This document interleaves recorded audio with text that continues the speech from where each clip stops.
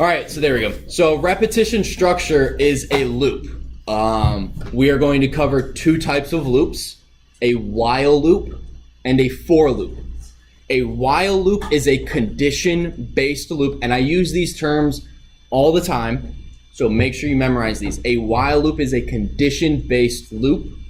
So while something is true, we're going to do something.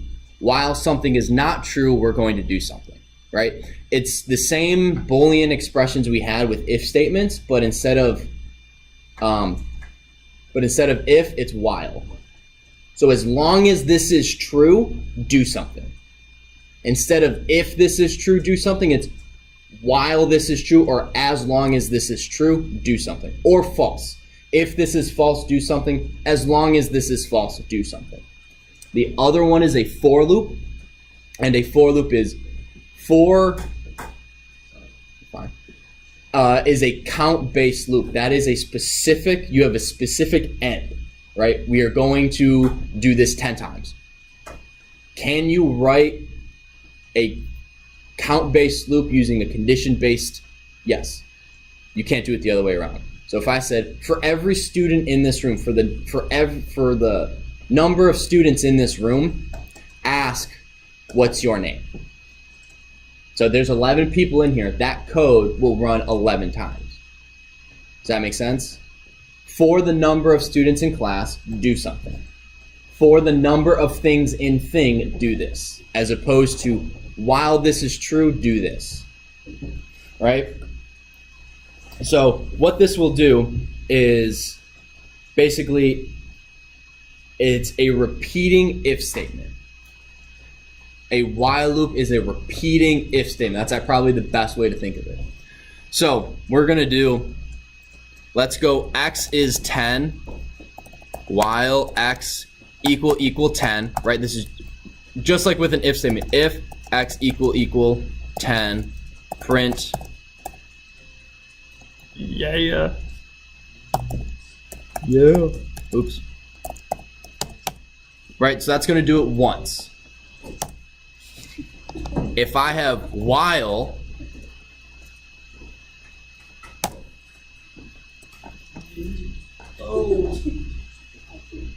it does it until my battery dies, until my computer stops working. I didn't see that. Wait, how do you do that? I still want to do that. Why would you ever want that? Oh, because we can put while. Oh my gosh, Wait, why would you ever want it to just go on forever? If you're playing a game, right, you want the loop to continually go until something happens. This is a poorly written while loop because it will never ever end no matter what, unless I do the keyboard interrupt. So Yeah, but I'll answer. So why would you want a never-ending loop? yeah. If you were writing a virus and you wanted to crash someone's computer, so you have it run the code over and over and over and over and over again until the computer can't handle it and then it dies. This is chapter 4, right? Yeah, chapter 4. Right? Yeah. But that is a poorly executed while loop because it will never end and there's no way for it to end. With a video game, you have while health is positive. Right? So as long as I'm not dead, keep playing the game. But as soon as my health goes below 0, stop playing. Michael. How do you stop it? Control C. Hold Control, tap C. Oh no, my shelf is my just phone's gone. working. Oh my gosh, that's a lot of pages. So what you want to do is, if you're using a while loop, guys, this is extremely important for code writing. Michael. Would like a faster computer do more yas per second? Yes, it would. That's Start measuring computers in yas per second. And yes per second? That's funny. YPS. I can do 19 YPS. What is that? Yes per second? It's a joke that only this Python class knows. So, like I said, this is a poorly written while loop because it will never ever end and there's nothing I can do to end it unless I force an error with this keyboard interrupt. So what we want to do is in our code, typically the very last line of your code, right? Because we're going to go print what's up, print nothing. right? So these 3 lines are simulating code that does a bunch of stuff. It could be calculating your tax return, whatever. It could be playing a video game. I just don't want to write all that code.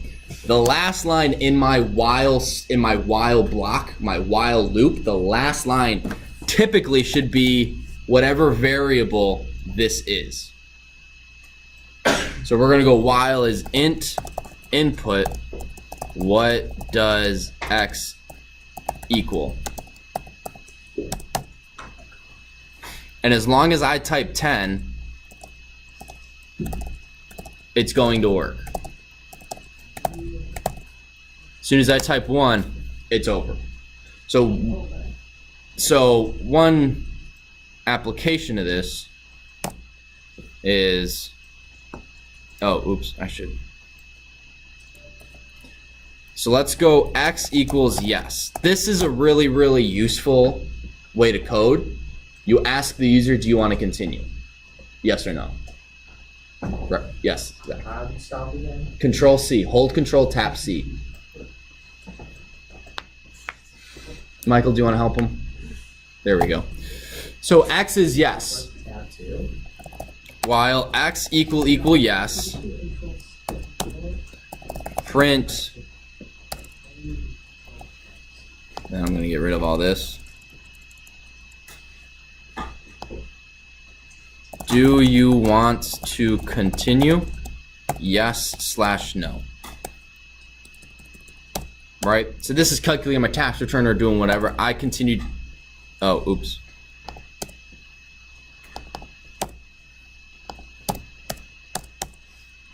Oh.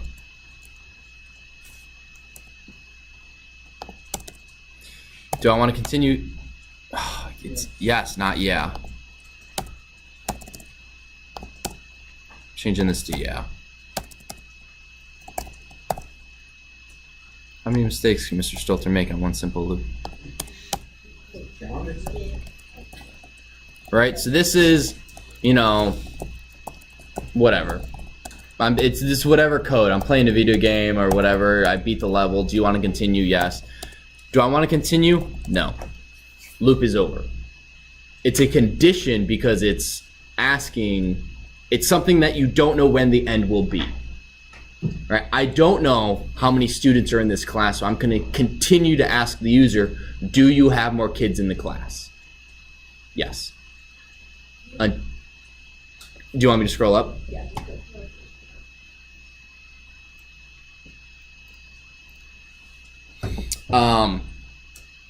Or run this code until the video game character has 0 health. How long will that be? I don't know. Right? Jack's a baller at Fortnite. He's gonna last way longer than I will. I don't know. Do you play Fortnite? Okay. I've killed in the 3 hours I've played. I killed one person once with my axe. That's because he was trying to kill my partner with an axe, and I just got lucky. That's it. And when me, my roommate, and his fiance, we were all playing, it was just a really. He's a children's pastor, so he was like, "What is Fortnite?" And I was like, "Oh, it's some video games." Like, "Oh, well, I kind of need to know what this is a little bit." So he was like, "I'll play it."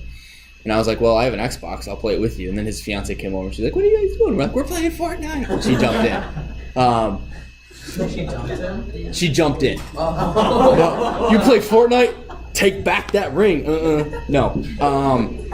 And so, where was Fortnite? I totally forgot where I was going with that. Oh, so the amount of time until game over, while health is greater than 0, Jack will last longer than I will because he's played more. Right, I will die very quickly. I'm bad at Fortnite. I'm good at other video games, bad at Fortnite. What's your best video game? Oh, do you guys remember Forge Zhao? Yes! He challenged me.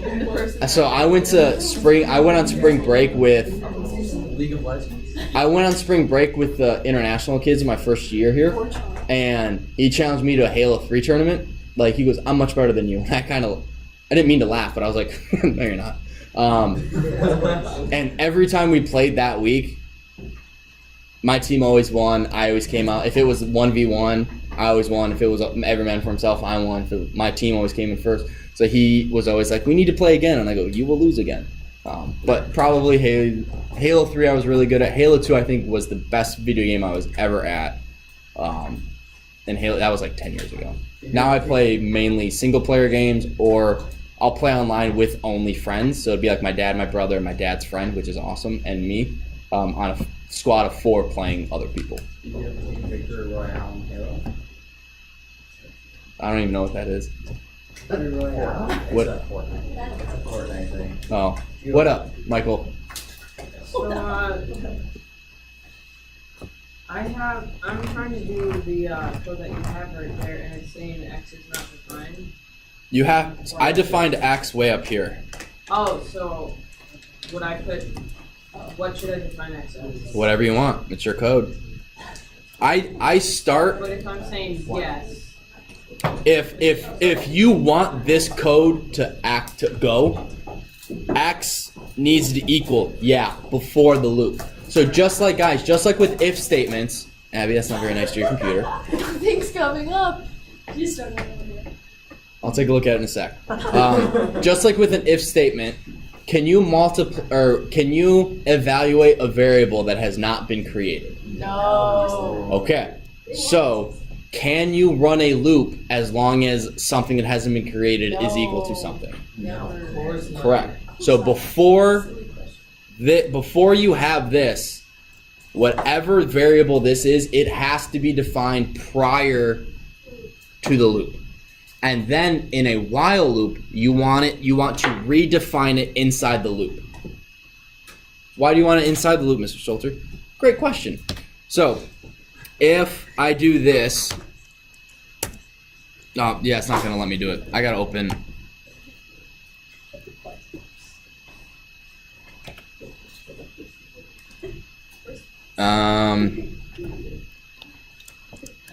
So X equals, Control save.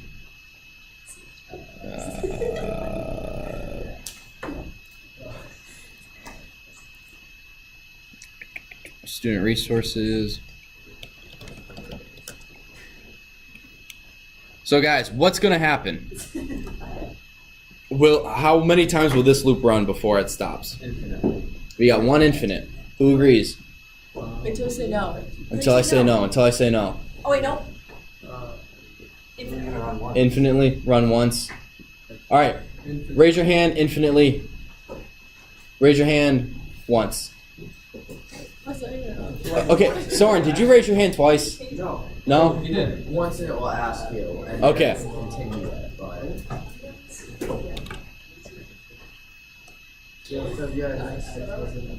What if you say no? Yeah. Well, it has to ask. No. Hang on, guys. I didn't know.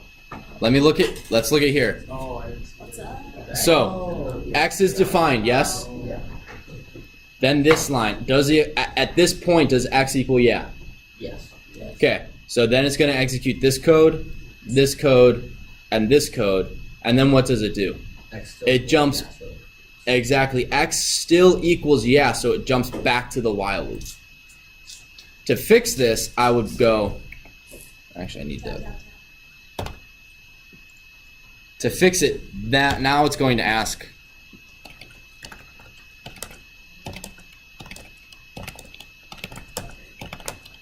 and then no. Just by tabbing? What did you do to make it do that? What? I put this line inside of the while loop. Oh. So you notice how there's indents? Indents is how you kind of know what belongs to what. So right now, Abby, this X line is inside that while loop. Now it is not. Because it's even with it up here, it's not indented like the rest. If you do it one more time, I never saw the difference between the first and the second. So this while loop, how many indents are there? 0. How many indents are here? So how many indents are here? Or how many indents is right here? How many times do I hit tab to get it there? 1, yes. So anything underneath a while loop that has 1 tab is part of that while loop. It's the code that gets ran. Oh. All right, so when I run this, it just repeats these 3 lines. To fix that, I need this loop, this X, to be inside of that while loop. Robert. So when we build our games, once the player actually starts playing the game, will the entire game be indented, all the code? Yeah. So I'll show you. I can pull it up real fast. Oh, do you have Joseph Wang's code by any chance? The one where people are like fighting, multiplayer fighting game? I should, yeah. Pie game.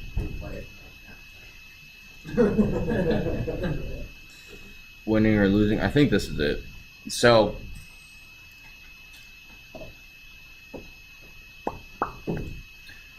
again, we're not doing imports yet, but here we go. So while running, just like with if statements, if we have if X, that's shortcut for if X is true. While running is whatever. It's running is 1. This is our entire game. Everything is indented at least once, and then we have loops inside of loops. They're nested loops. Why is the 6.3 6.3? Why is that? Because this is how it's broken up. We don't write it from the beginning to end, line by line. We write it in sections. So, like, the first thing we do is, the first thing we ever do is, where is it? Oh, is this right here. This allows you to exit the window. You know when you go up here and you hold X and you click the X? If you don't code for that X to close the window, it crashes the code. So that's what this line does. And I walk through all of this with the when we build that class. Or when we build the gaming class. But for now, we're just going to stick with this. So, do you guys have any questions?